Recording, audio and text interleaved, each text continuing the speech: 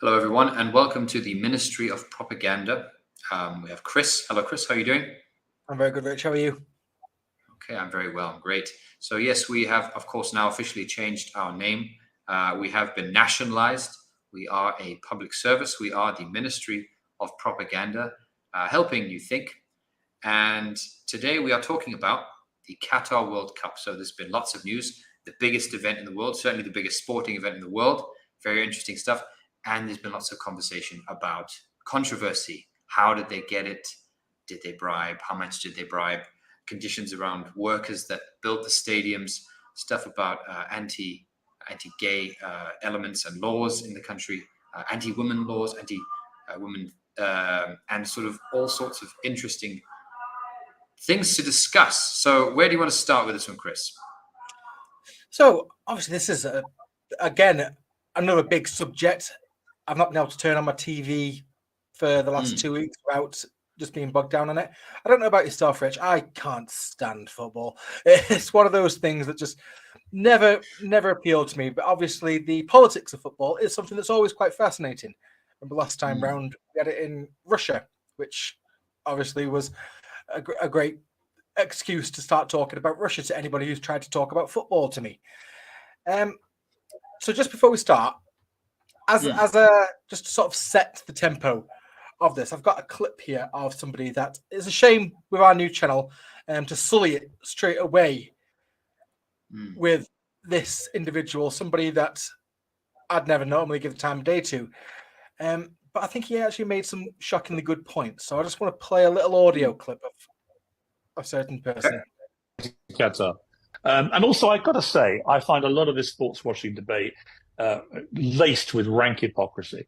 And I mean, for example, 8 of the countries in the last 32, that's a quarter of the countries in the World Cup finals, outlaw homosexuality. So if you're going to use that as the stick to beat Qatar with, you have to then beat the other 7 countries. You don't have a World Cup. And if you don't have it in Qatar, which is the first Middle Eastern country to have it, where do you have the World Cup? Do you go to Africa, where many countries it's illegal to be homosexual? Do you go there? So that rules out that continent. Do you go to America, which has rather draconian laws about abortion, which play very badly, for example, in the UK? In other words, once you start putting your moral halo on, right, where does it stop? And who is morally clean enough to actually host a World Cup? Are we the country that illegally invaded Iraq? Are we morally clean enough to host a World Cup? I mean, I just think it's fraught with hypocrisy. Okay, right. Yes. Interesting stuff. Yeah, that does tempo. Just for a quick one, for anyone who's actually just tuned in or watching this as a recording, we will not actually be discussing anything particularly about football. We're not talking about sides or who's best or the odds of who's going to win. None of that. This is purely political sports is what we're discussing. And business, sports of business or business of sports. So interesting point there from Piers Morgan. So did you have anything you wanted to comment on that specifically? So it is, again, it's this idea of the international community, which is Western Europe, America, South Korea, and Australia, and that's international values that are always highlighted. And it very much just means that you're just playing football with yourself, if that is the case. Like you said, like, what African nation could play if this is the bar that they're setting of if you don't treat everybody the same way that the West claims to treat people, a country that still has the highest imprisonment record and, like he said, is outlawing abortion in many states or passing laws against abortion. It's throwing stones in glass houses, surely, at this point. And so much of this is political. The fact that it is Qatar, of all countries. Somebody, anecdotally, I saw somebody complaining on Twitter that the BBC, had a big rant about Qatar and human rights abuses, and then cut to commercial, and then did an advert for Saudi tourism. It's like literally inviting people to the Valley of Head Choppers in the middle of your rant about human rights speeches. Right. I mean, it does make a good point. Yes. So, people living in glass houses throwing stones or kettle calling the pot black and that kind of stuff. Yeah. I mean, just so that we can give some sort of detail to what he said about homosexuality, anti-homosexuality laws. So we'll just put up here the map. This is from Amnesty International. So I'm going to share this quickly. So this is, if you're talking specifically about Africa, so your pink one, homosexuality is illegal. So yes, it is illegal in quite a few countries. Then where there is a death penalty, that's the black, Sudan, Somalia, or southern Somalia at least, and then white being where it's legal and fine. So I mean, there are a couple of countries where there's quite a few countries where it's okay. I mean, I guess you'd have to make your choices as to whether they can actually host. Obviously, South Africa already has hosted it. I don't think Mozambique is financially able to, but I'm not going to do a full analysis right now of who can. But he does make a good point that it's illegal in a lot of places, and that's just on Africa. I mean, in Asia too, there's a lot of discrimination in that sense too. Of course, that's just talking about LGBT rights and LGBT safety. That you put it at the end of it, like us who committed an illegal war of aggression against Iraq. You had obviously South Africa have presented it, and obviously you'd be able to sort of speak on some of the issues there. I know they are quite liberal in terms of LGBT rights, if I understand. South Korea, who famously have slave mines where they've been found having disabled people operating slave mines in terrible conditions. So nobody is sort of clean enough. Yeah, somebody who made this good point is that Argentina hosted the World Cup in 1978, and at the time had a military dictatorship that was killing political activists. Yeah, and all sorts of Operation Condor kind of stuff. So yeah, there is hypocrisy. I think that he's correct in saying that there is a degree of hypocrisy. That's true. But the part that I think maybe, do we let ourselves then not make any analysis of some of the controversy and also some of the conditions around Qatar and some of the specifics of human rights? So I guess we could say that it's hypocritical to say, only perfectly clean nations can host. And of course, there's lots of nations that are not perfectly clean that have hosted. Yeah, so like you said, Russia has hosted, and there's some controversy there. Many countries, like you said, the UK has hosted the Olympics, and they invaded Iraq, and the US has hosted many things, and they've done various horrible, terrible things, Vietnam, Libya, and et cetera, et cetera. So but does that mean then we sort of then wipe the slate and say, well, anyone can host it and that's it? I don't know if we can say that. I think on something specific, which a lot of people, myself included, think that there was definitely something hypocritical, was the fact that they, obviously being a Muslim majority country, that they had these alcohol laws. So, you can't drink alcohol unless it's a particular place, it's a particular hotel or whatever. They had promised that they would allow at least beer in the main parts of the stadiums during the games. And Budweiser had also paid a lot of money to be the official sponsor. And then 2 days before, I think less than 48 hours, so fans were already there. They were already in country. They then said, there's going to be no beer in the stadiums. But that then got even worse because, no, it wasn't that, it's for our culture, it's for our some sort of element like that. You could still drink alcohol in the stadium if you were a rich person that had purchased a private booth. So yes, I felt like that was definitely something we can criticize them for. The fact that they were, they did that. That was pretty hypocritical. So I think here I've got you can pay up to $9,000. $9,000 is the cost for these private booths. So it's very much in pounds for the rich. And I can't even imagine.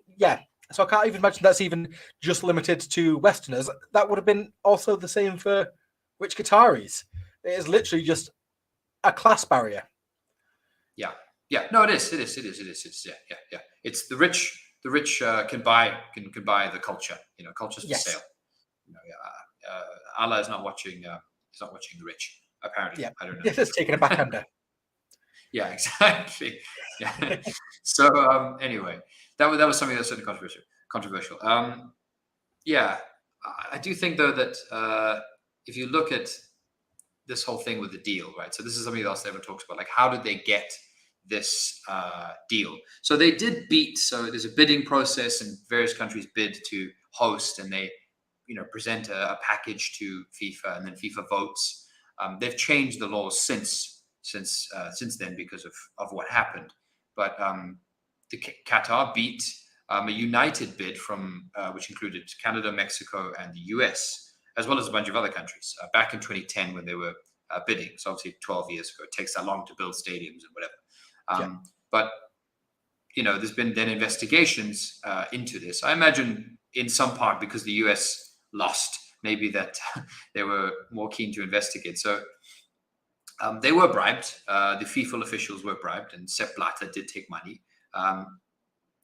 He also did take for the 2018 World Cup, the Russian one. But this is obviously according to the New York Times. I mean, I know there's probably more nuance to this. But something that someone said is that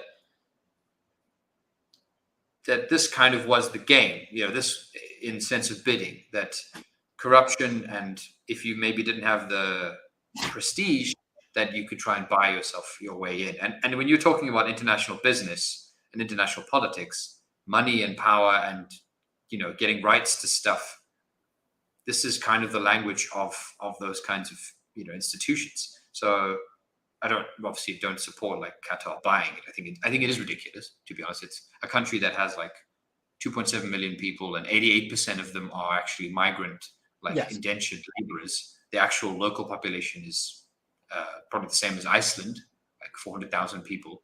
And if you said Iceland is going to host the Football World Cup, I think that's insane.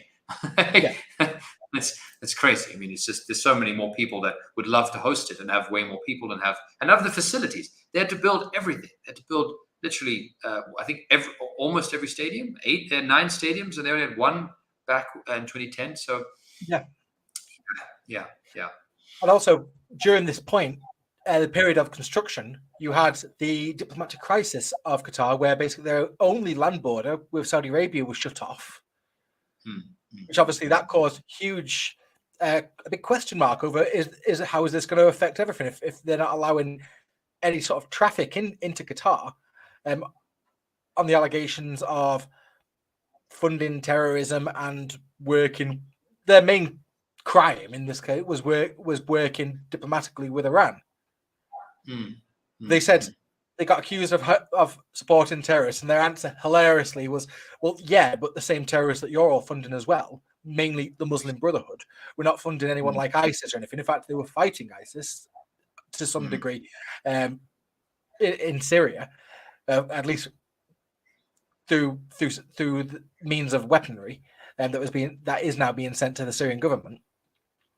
But yeah, a lot of it was just quite a farce, really, wasn't it? It was mainly Saudi Arabia throwing their weight around, show that they are the leader of the Arab Peninsula, and that all the smaller nations need to be subservient to them. And I think a lot of it would have been jealousy over this very fact that Qatar have got the World Cup. Go back onto what you just said about corruption. It's almost a joke that you just assume that it was a corrupt deal. I remember watching The Simpsons in the 90s, where they almost blew the whistle of the FIFA officials being arrested, and then the replacement immediately gets arrested. That was even before it became news of the scandal. So you just have to assume that a deeply corrupt organization and a deeply corrupt country together is going to make a deeply corrupt deal to get this arrangement in the first place. Yeah.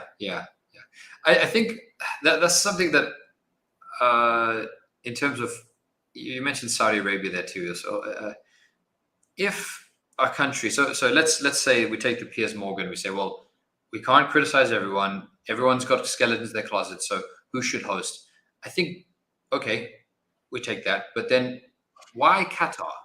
Like, if you have a country in the Middle East that you want to give them the opportunity to host, and you're willing to say, okay, well, there's cultural elements and all sorts of things that, we can't make a judgment on. So someone in the Middle East is going to host.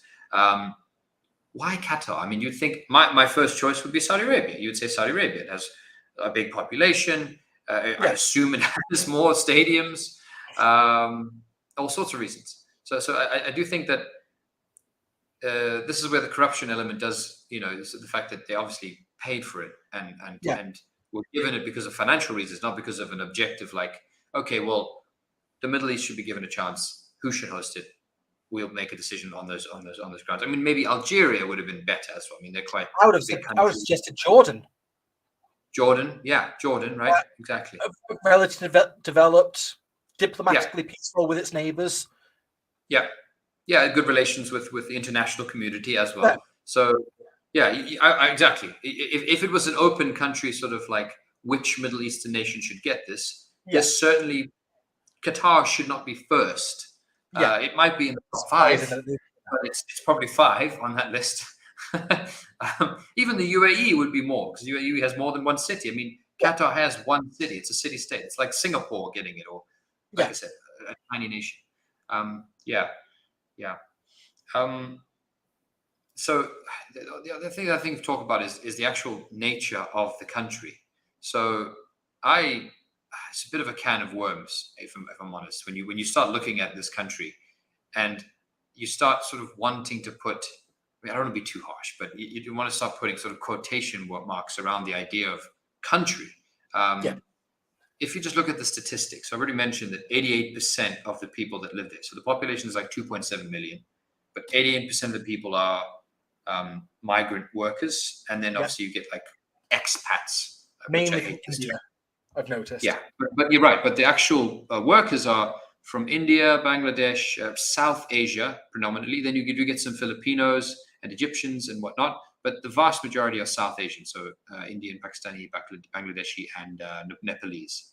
Those are the vast majority, and they're doing manual labor, domestic work, and there's some really shocking statistics. So Qatar obviously has the fourth highest GDP per capita, but that statistic is skewed because the US is also up there, which is a country where they have homeless people in tents taking meth by the tens of thousands. But anyway, when you start looking at the whole labor system and how the population distribution of the country is spread, it's pretty shocking. So I'm going to show some stuff here from the New York Times again regarding to how the economy of the country works. So yes, it has a big GDP per capita, but a lot of it comes from gas. So that's where they made their money, gas and oil. But one second, here we go. But those people that go there and work, so yes, you can talk about the workers in the stadiums, but this is not like that was, things like this only happen because of the stadiums. This is just how labor occurs in the actual Persian Gulf. So it's not just only Qatar. There's also the UAE and Bahrain and Saudi Arabia. But there's some, just to give you an idea of what that looks like. What does it mean to be an indentured to one of these laborers that comes to Qatar or other countries? This is the kefala system, like. So isn't it? this is the story. Pardon? Is it the Kefala? Yes. Yes. Yeah. This is the kefala system. Yeah. Okay, so let's just read this quickly. So Teresa M. Dantes signed a contract with an employment agency in the Philippines to come here to work as a housemaid for $400 a month plus room and board. But when she arrived, her employer said he would pay her only $250. She acquiesced. Her family back in Quezon City depended on her earnings. Other surprises quickly followed. Miss Dantes, 29, said she was fed one meal a day, leftovers from the family's lunch. If no leftovers, I didn't eat. She worked 7 days a week. When she finished work in her employer's house, she was forced to clean his mother-in-law's house and then his sisters. After 8 months, she tried to leave. Her boss laughed. You can't quit. And then, of course, it explains under the kefala system, every foreigner employed in Qatar, Miss Dante, could not resign without her employer's permission. She fled and joined 50 other 6 women who sought shelter at the Philippines Labor Office. So basically, this is written in 2013, but it's explaining the kind of life that many of these migrant workers experience. And to be honest, if you read a bit further, there's a story about a specific businessman. So this is a businessman, bear in mind. This is not just a low-skilled worker. He basically was stuck in the country for 685 days because his host company that gave him the right to entry under the kefala system refused to give him an exit permit. So he was just stuck there. So this is indentured labor. I mean, this is like serfdom, which isn't crazy. I think. This sounds so much like the stories that we're hearing coming out of the British media of the stories of Vietnamese or Albanian slaves, effectively, who were trafficked to the UK and forced to work under the same conditions of having their passport confiscated and can't leave. And the official line is, you're working for us until you pay back the debt we paid for you to get here in the first place, which we're not telling you. It's as long as a piece of string. And it seems the exact same thing, only this is state-sponsored, state-mandated, which is pretty crazy that we've given this sort of credence by allowing this to happen. Obviously, when you think of the stadiums that have been built, these are the conditions that have been built in, mainly by Indian workers. Right, exactly.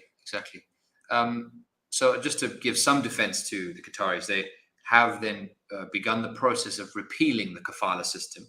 And I'm not sure if it's repealed yet, but I think at least January 2020, it was in the process of being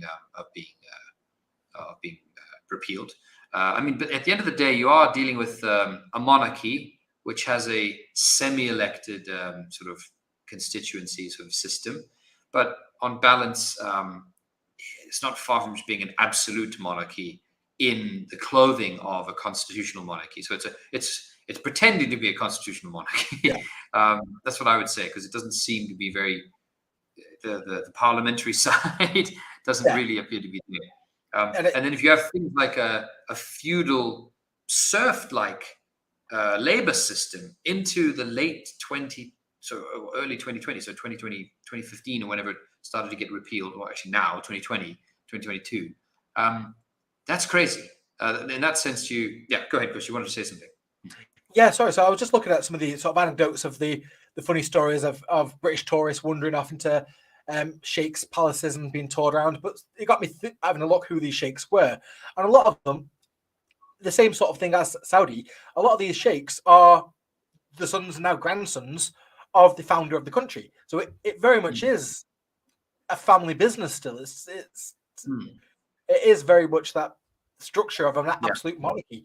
I think they're giving some sort of lip service to local emirs and who are elected in suspicious ways in certain aspects. It is very much still just a family business as a country. Yeah. I think that's also what makes it quite bizarre. I mean, you've got the World Cup in 2022 being hosted by a kind of city-state which has almost 90% of its workforce only living there temporarily, all foreigners.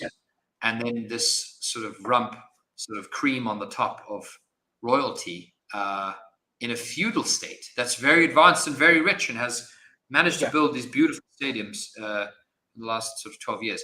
It's quite a weird combination. I don't know. It just seems I think it kind of results in like the actual permanent population of Qatar, the actual Qataris, a lot of them being quite sort of lower middle class in terms of their economic standing, because the cheap labor. Yeah, the proletariat is imported from overseas. Yeah, that's a good way to phrase it. It's the proletariat is imported and deported as soon as it's actually spent its force. So that's where this is where we're going to get into this whole stadium stuff, because it's been probably obviously the anti-gay stuff and the anti-women stuff and the anti-alcohol stuff and the bribe is something that people talk about. But the laborers seems to be one of the sticking points, that you go into a stadium that is built on slave, indentured, as well as dead South Asian workers. So I don't know. Do we get into that? So obviously I've got here some information from the Guardian. Let me just pull this one up. This is an article that I've got. So I'll just put this here. If you can just pull that up for me, Rich. You just sent it. Okay, perfect. Yeah, I'll put that up. I think it's the same one I have for you. 1 second. Okay, yep. So this is from 2014, so 2 years after the Guardian. More than 500 Indian workers have died in Qatar since 2012. I've got recent information that says that up to 4,000 could be dead as of this point, but we're not going to know any of this information until after this event has been done. Yeah, yeah, yeah. So bear in mind, so this is 2012. So they got the bid in 2010.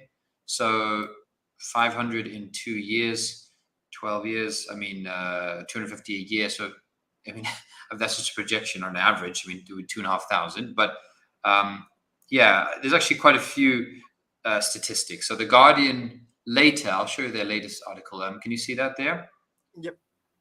Yeah, so this is their latest one. So that's what they were writing in 2012. So this is from, when is this from? This is from Feb 2021. Okay, so they say 6,500 migrant workers have died since they got awarded the cup. So just to answer, if you're wondering how did they die, why are they dying? It's because Qatar is extremely hot, and in the summer, in midday, in the desert heat, doing hours and hours of manual labor leads to heat stroke. So a lot of these guys were just having heart attacks, cardiovascular problems. So they would overheat and die and have a heart attack. But bear in mind, this is where the Qatari government, so there's quite a ridiculous range. The Qatari government says that the death rate, the official death statistic is 3. And then you have ranges, you have an overestimate, which is 15,000. But that 15,000 is including all foreigner deaths. So even if like you were teaching there, it's been included. So the more between range, 3 and 15,000. Pardon? So it's somewhere between 3 and 15,000. It's between 3 and 15,000. That's the ultimate range. You know, That's 3 and 15,000. Yeah. As specific as the Saudi government wished to get on that. Yeah, the Qatar government. Exactly. Yeah. But I mean, so I think the ILO, International Labour Organization, so the UN's body, put the number around 4,500, if I'm not mistaken. So it's a number that's 4,000, maybe 4,400, maybe whatever, but around there. Whereas the Guardian puts a bit higher, about 6,500. So you can see there's obviously different ways of looking at it, but I don't think it's 3. I'll be honest. I don't think for 12 years of construction work with 7 stadiums and all the roads and thousands of workers in that heat that it was 3. I think that's just ridiculous. They obviously, the reason that they count that is because they are counting people that died because of a specific thing, a crane fell or some actual accident. Whereas when someone did collapse and die, they would just say natural causes. I don't know about you, but a guy in his 30s dying from a heart attack is not supposed to be pretty natural. And the thing is as well, because of the way these contracts are arranged between the companies in Qatar and the companies back in India and Indonesia, there will be things of like non-disclosure agreements. So if you wanted to sort of find any sort of accuracy of these deaths, basically you have to be traipsing through local news sources from villages in India talking about my brother went to Qatar and died and I'm not getting straight answers and things like that. And that to collate that information, it would just take so long but I feel that is the best way to sort of get any sort of real answer for this. And I can't imagine that anyone's going to be able to put that sort of legwork in for quite some years to come. In which case, the news of this would have got bored. Like the fact that when we went through the Piers Morgan clip earlier on, as he's highlighted, the biggest news story of this controversy of World Cup is from the LGBT angle, and it's interesting that that's managed to overtake this. Right. What's going on with LGBT representation in Qatar is bad, but 6,000 in such a short period of time is objectively worse in terms of sheer numbers. Yeah. No, this should be the primary discussion. If we're picking, a hierarchy of what's the most heinous. If we're working by pure numbers, this is the death toll, isn't it? People dying. Young workers dying and not being able to help their families, and leaving them without any income in an already dire situation is way more heinous than a gay couple having to not hold hands at the World Cup. Yeah, I mean, obviously, I know the critique is more broadly than just okay, we're not allowed to hold hands. It's a critique on the entire system and the fact that they don't have the rights and freedoms to do that. But yeah, this should definitely be a lot more of the discussion. In all fairness, it is not. I wouldn't say you don't have to look far. You will see this discussion. I wouldn't say it's under the rug, but it's certainly. I don't think it's well, it's the fact that we are having to go to the Guardian rather than the BBC for this. Yeah.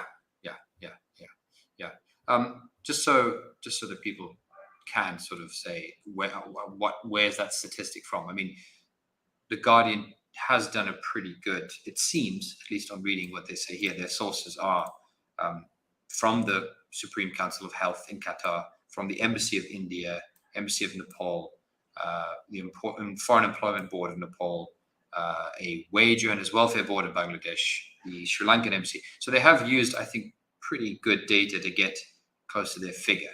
But yeah, I guess the point though isn't to say like what is the exact number. When it gets to when you're talking about thousands of deaths, it's bad. It's bad enough. Yeah.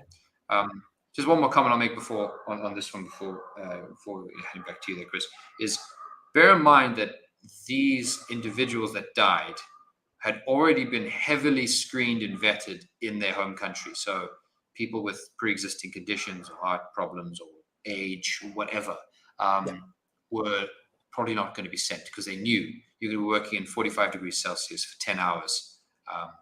We don't want to have this happening.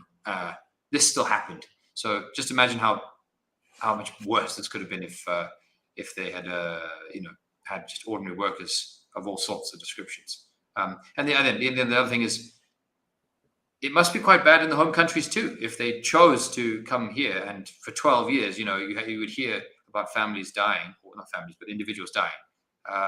It does show you how dire some of the situations are for people in India, Nepal, Bangladesh, Sri Lanka, Pakistan. Yeah. They would still choose to come. But obviously there was lots of lying about what the conditions were like. As we saw with the other migrant workers, they get told you're going to get paid 400, you end up being paid 250, and then you have to pay your processing fees to be there and all that kind of stuff. So yeah. Any other thoughts on that one, Chris? No, I don't think so. I think I've got the last little point I wanted to make, which I thought was, I think when the Qatar government came out with this, they said it in quite a proud way. That in response to a lot of the criticism that they've now increased wages for these workers to, as a temporary measure, to 200. So it's 1,000 Royale. That's $275 per month. A month, okay, right. So it's not a lot of money. Not a lot of money. Yeah. Right. Interesting. Yeah. I mean, yes. So this is what the Qataris would say, is that they have begun abolishing the kefala system. They have now a minimum wage and are having labor reforms like this. Yeah. I mean, just as a reference point. I mean, I don't want to. Every nation is on its own path to development, and every nation should be allowed to pursue its own path to development. But I will say that the last open air slave market in Saudi Arabia was in the 1960s. So just regionally, this part of the world does have a problem with really poor labor laws. In that sense, yeah. And the fact that, like you said, countries are allowed their own path. The fact that they are enabled and encouraged to sort of stay in sort of backwards economic positions or on the wrong path by the West, financially encouraged. Right. I think that sort of knocks the train off the tracks a bit, doesn't it? Yeah. I mean, Qatar has a huge U.S. military base in there too. So it's not like it's resisting imperialism either. It's hosting a huge base, and so are the Saudis, and so are the UAE, and so is Bahrain and whatnot. So okay. So I think, we've covered so much ground already. So I think whilst I think we should just jump onto the sort of LGBT sort of controversy that's going to cost. We've sort of alluded to it a little bit. And obviously that is the most publicly shown. Everybody's seen this issue. I think it's interesting because it's one of those ones that everyone can quite easily jump on. It's easy to understand as a controversy. Muslim country bad, wrong, opinions wrong, shouldn't do that. That sort of thing. That's what sort of been ground into it, which is always quite interesting coming from Western countries that are very much, you come to our country, you abide by our rules. Obviously, it is different when you're outlawing classes of people or sections of people based on something that they are born with. Some of what they've said, it's not even shocking because you get Christians, political people saying that here in America. So I've got Khalid Salman, who I believe was a famous footballer for Qatar and is now a sort of government official who's been sort of playing with this. He says that homosexuality is a damage of the mind, and he said that on a German interview. So that didn't go down well with the Germans. So I think you've seen during a lot of this, footballers from Europe now were wearing the One Love armband. Yes. As a show of solidarity. That's now been banned under threat of fine. So it's interesting that the solidarity goes out the window as soon as there's a threat of a financial penalty to go along with it. Right. Yeah, I think this has been interesting to watch in terms of, as you say, sort of money competing with the sort of very prominent campaigns and morals. Yeah. So I think, what was it say? Sort of, yes, going back to the German television interview. So when that individual said that, it's a damage of the mind, and it's, we don't have this problem at whatever he said. Yeah, I think the Qatari sort of marketing guys who are trying to get them to host this. So bear in mind, the reason they're hosting this is to get a profile. So when you host the World Cup or the Olympics, you get profile. It's sort of everyone, remembers it's, these are the biggest events in the world. Everyone remembers, oh, wow, yeah, they hosted that year. Okay, yeah. So, and it reinforces this thing. But the other thing is money. Like, they make a lot of money from ticket sales and whatever. So when that guy said that, I think that there's an office somewhere in Qatar full of marketing guys that were just head in hands. And yeah, to be honest, I think they were hoping, I also kind of foolishly hoping that this would kind of just be, oh, well, yeah, we have this, it's illegal to be gay. But don't worry, just don't be public about it. We'll be fine. We'll just play football, come on. Yeah. Yeah, I think that's a bit wishful thinking, particularly like the Western international community, particularly Europe and America and whatnot, are highly political spaces now. Sports is in politics. Sorry, politics is in sports. Taking the knee, the armbands, as you say, that stuff's all there. And obviously some of it is very important, like the anti-racism stuff in football, sort of stamp it out, as they call it. That's important. And also, representation, having gay footballers, that is important stuff. I wouldn't say that that's too much politics getting into sports, but when it comes to like taking the knee in support of police shootings in America, when you're in the UK, I mean, I don't know how much of the link there is and whether that's building into hype and stuff. It's very much just gestating at that point, isn't it? It doesn't mean anything. It was sort of like Keir Starmer was photographed doing it with, I can't remember who he was with, but taking the knee in his office. It's like, who are you protesting against? Are you protesting against our police or their police? Because you're not saying anything against our police. Yeah, exactly. Yeah, please say something against our police. Yeah, please, let's fix it here. You want to try? Are you sending a message? yeah, right. To them. So it seems, but obviously they wanted this to blow out the water, and just for it to be a quick controversy that disappears. And there's 7 hours ago, the BBC put an article here saying Qatar has taken real steps for the safety of gay fans, says the foreign secretary. It's like, from who? From you? I have promised safety from our own police. It seems like a really a weird promise to be making from the person who's making the threats in the first place.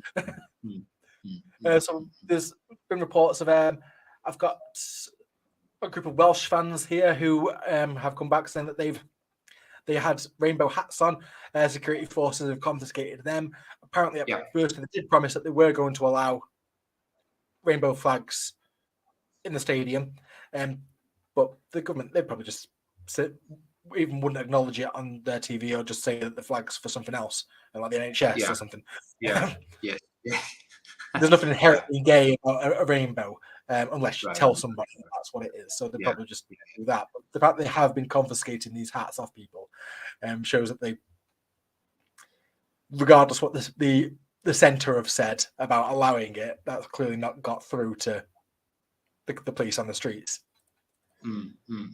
Well, I mean, I think also another angle to this is to look at the fact that using rainbow iconography and the whole sort of LGBT imagery and stuff, like, of course, we want people to have the freedom to live and the choices that they have and sort of all that kind of stuff. But that doesn't necessarily mean that organizations that support those causes are objectively good or good for the rest of the world or good for everyone. Chief sort of two things that come to mind on this one is Israel routinely, uses that flag and waves its flag while standing on top of their tanks in parades. The British Army. I was in London. I mean, I was in London in July during the heat wave, and obviously Pride was on, the 50th anniversary of Pride, and I watched the floats go down. Lovely, great, festive atmosphere. Then the British Army came down, and they had obviously all waving the flags and all that, and everyone cheered and clapped. And they had a big screen on sort of wheels, and it stopped, and it showed, forces support, support our troops. We support this cause. Airplanes flying, aircraft carry, all that stuff. And then it showed footage of a man with a javelin next to a blown-up tank in Ukraine, and he was talking about how the British are supporting our troops and killing many Russians, and we're killing these vehicles. These weapons are killing the enemy. And I was like, hold on a second. What? Like, how do we? Let's all let people live as they choose and sexual freedom and all that kind of stuff. And all of a sudden now I'm supporting the killing of Russian troops, and I'm supporting the war in some form about that. Like, hold on a second. This is not what I pitched up for. It's amazing how that has been sort of hijacked in that sense. I saw somebody posted the recent American recruitment army video, which was a mum talking to her child about going away, but the point of the video was that she's leaving her with her other mum back home. I was like, oh, so the gay soldiers. I was like, who is this video for? Because that the upper brass in the army hate that this has been made.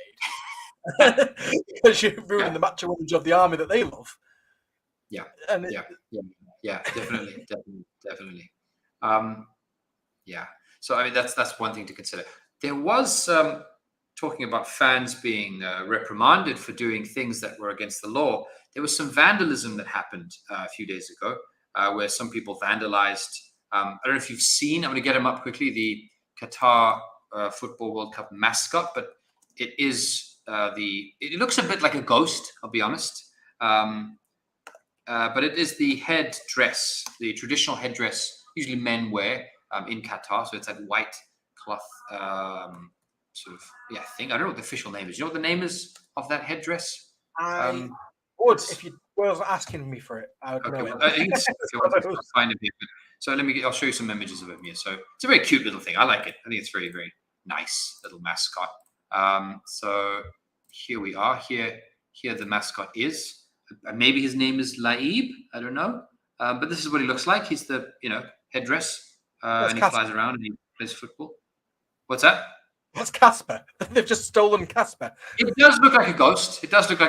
But that's him there.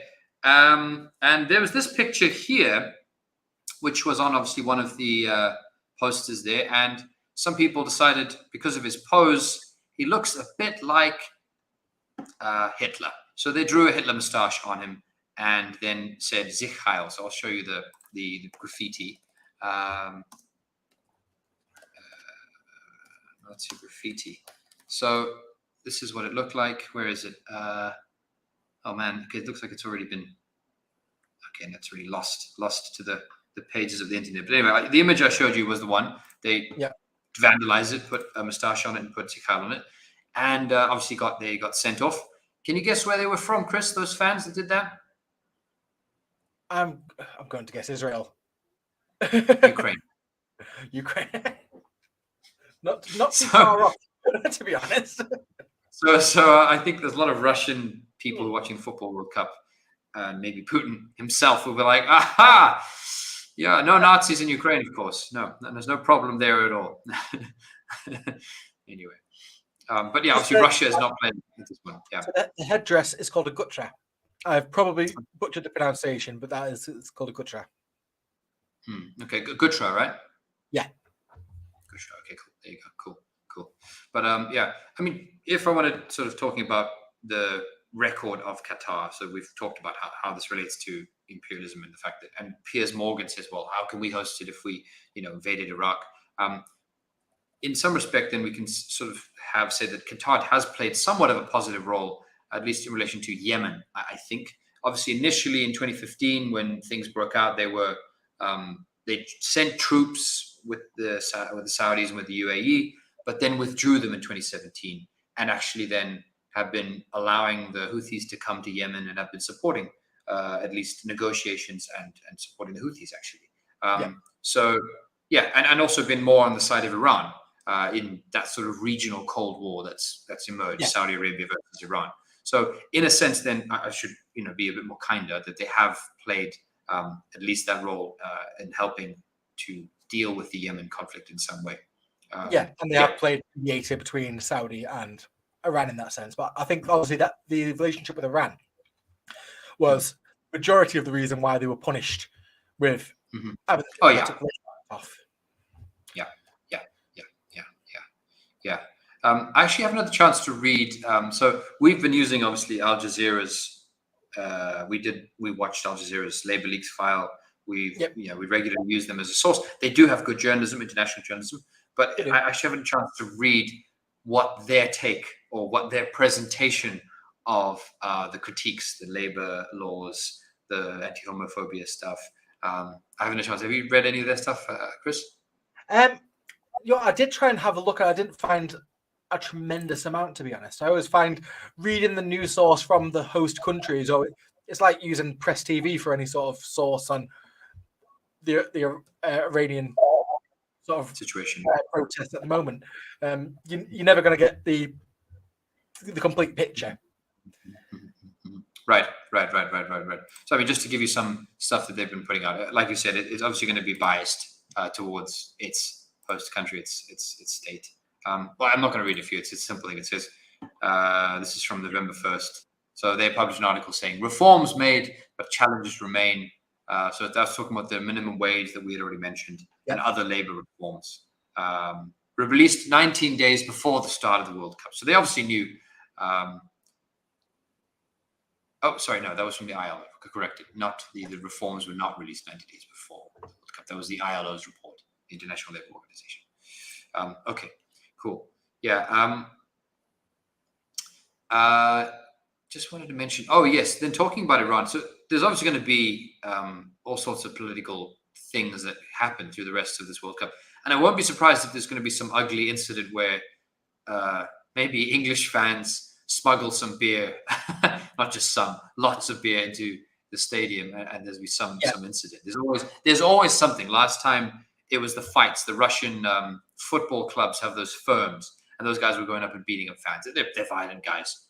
That was a problem last time. There was a big controversy for Russia's World Cup. So there will be something for this one too, as there already has been. I'm completely expecting basically an entire sort of season of Locked Up Abroad World Cup edition of British fan steals a monkey from a sheik's palace. And the English fans are some of the most embarrassing people abroad that you can imagine.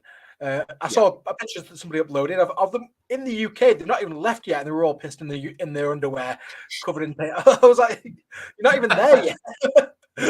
Right. As you imagine to go on, I suppose. Yeah. I mean, I feel sorry for the Qatari guys who have to do the security, because there's a million ways you can smuggle alcohol into a festival, And Yeah. I'll be honest, I don't think Qatari policemen are probably used to dealing with like festival levels of checks. Sort of injecting an orange with vodka. There's like millions of No, different things you have to. So I don't think they're going to be used to this kind of stuff. no, Yeah. they haven't got a clue what they're up against with our fans, to be honest. Right. I do feel a little bit sorry for them. I think the other thing. Yeah, go ahead. Sorry, I just wanted to see if we're going on to the next sort of section after. Because the next bit just wanted to sort of talk about was obviously we've talked about a little bit about Israel, but in terms of Jewish visitors in general, because the Qataris did promise and reassure through FIFA and directly that Jews would be permitted to go.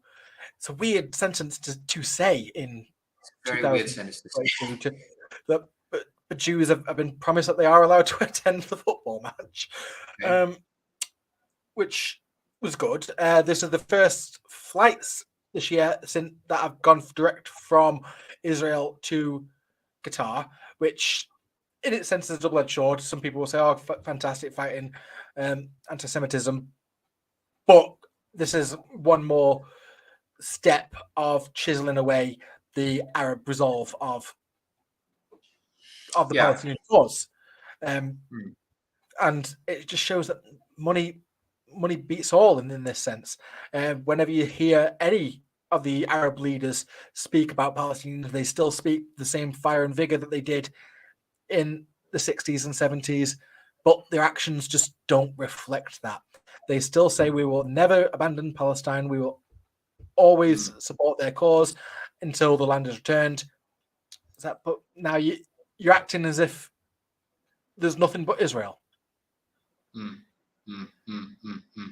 Yeah, it is particularly after the Abraham Accords and the fact that you had a number of Arab countries open diplomatic relations. I mean, it is certainly a new approach to the situation with Palestine and Israel, but whether that is something that is going to allow the Palestinians to have a voice and get what they want, whether they will be able to make those demands, that is still up in the air. I mean, at the moment, it doesn't seem so. There's been no major concessions. They're still losing land. They're still losing Sheikh Jarrah. Is still, people are being evicted and people are being shot and airstrikes are happening.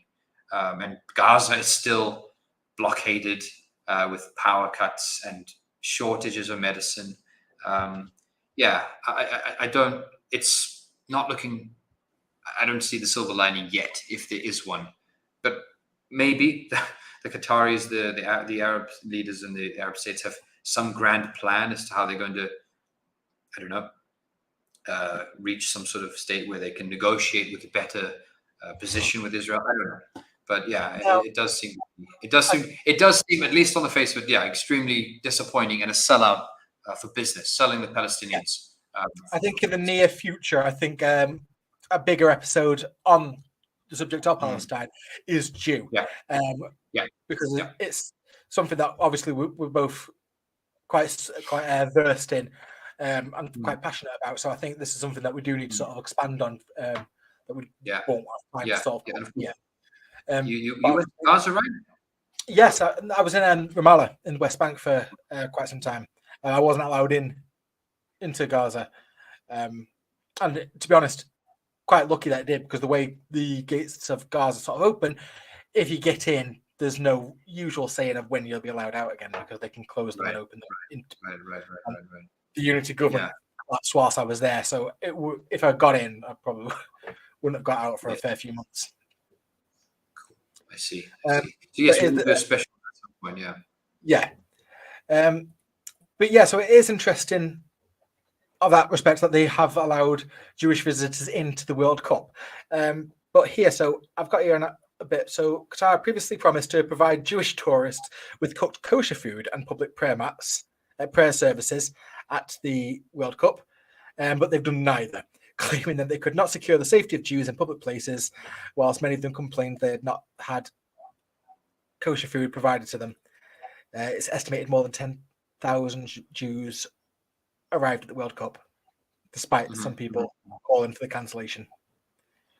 Mm. So yeah, that seems like a bit of a sly move on their behalf of promising that food will be catered for you and then not. Obviously, if you're not religious, you can sort of be forgiven for not really understanding how important it is to have your religious dietary requirements met. But to invite a Jew or a Muslim to eat with you, promising that kosher or halal food, and then pulling that out from them, that's quite a big thing when you're in their country. So I don't know what these Jewish visitors would be doing without. Right. I didn't know about this. To be honest, that is actually quite horrendous as a promise. So, I mean, this obviously is a much more intense form of the alcohol promise.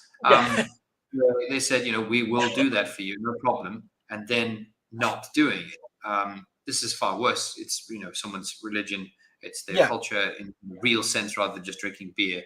And in terms of safety, like we read out what they did to people carrying with gay rainbow hats on. Imagine what a group of Jews are going to be doing, trying to wander around Qatar wearing, in shops, asking people, "Oh, have you got any kosher food?" Who is going to guarantee their safety? Yeah. No, right, exactly. If there's a guarantee on safety for that, then I think again, I think there's a lot of controversies coming. I don't think we've seen the end or high peak of anything. I mean, the Iranians refusing to sing their national anthem is the first one. I think the first controversy that has come out. I don't know if you want to comment on that one. Any thoughts on that one? We do need to do an Iranian special. The protests and the situation in Iran is certainly something we need to talk about too. Do, because obviously I think we've both got some quite strong views on this. Obviously, if anybody knows anything about the situation in Iran as it is, particularly with the communist movement and the communist parties that are almost shunned by the international communist movement, like the Tudeh Party. There's a reason why communists don't call for violent revolution in a country that is basically under siege by imperialism. It's because you've basically been doing imperialism's job for them by splitting the strength. When the people who are supporting these protests in Iran are Western media and Trotskyists, who obviously have absolutely no international support or influence, but it's just very telling that these that always continuously fall on the wrong side of the argument over and over again. I'm no fan of theocracy. I wouldn't want to live under a theocracy, but I'd rather live under that than under what American imperialism's got in store for them, because we've seen what's happened to their neighbors. Iran, whatever people think about them, is the strongest, most developed country in the Middle East, the most stable, and one of the only independent ones left. And that's because they've managed to sort of solidify their position. Right.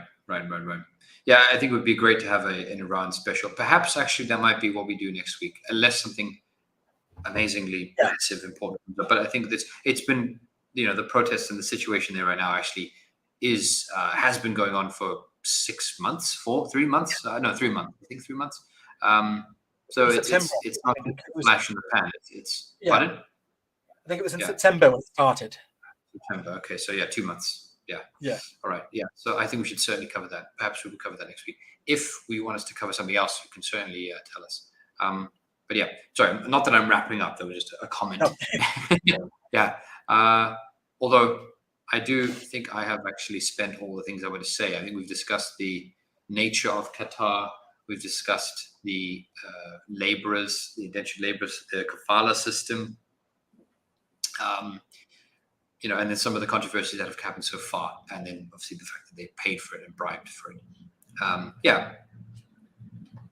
Any final closing remarks? I've got nothing else to say. No, I think we've actually covered quite a lot there. Obviously, really, we just wanted to sort of highlight that there's more to this controversy than what the mainstream media is sort of pointing out. The media is telling us that something was wrong, but not really telling us the full picture or even the biggest picture in this gallery of issues. So Yeah. I'm glad that we have managed to sort of explore it a little bit and expand on some issues, and hope that some people have gone away with a little bit more of an understanding than what they started with. Yeah, I hope so too. And yeah, thank you so much for watching. And we will be back next week, and we will probably be covering Iran unless something very dramatic happens next week.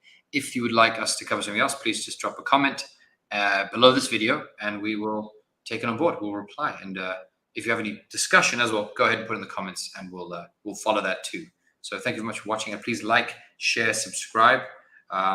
We obviously have a very small budget from the government, so yes, donations are welcome, and your support is welcome. So thanks a lot for everyone, and speak to you next week. Thanks a lot, Chris. Thank you very much. See you next week. See you next week.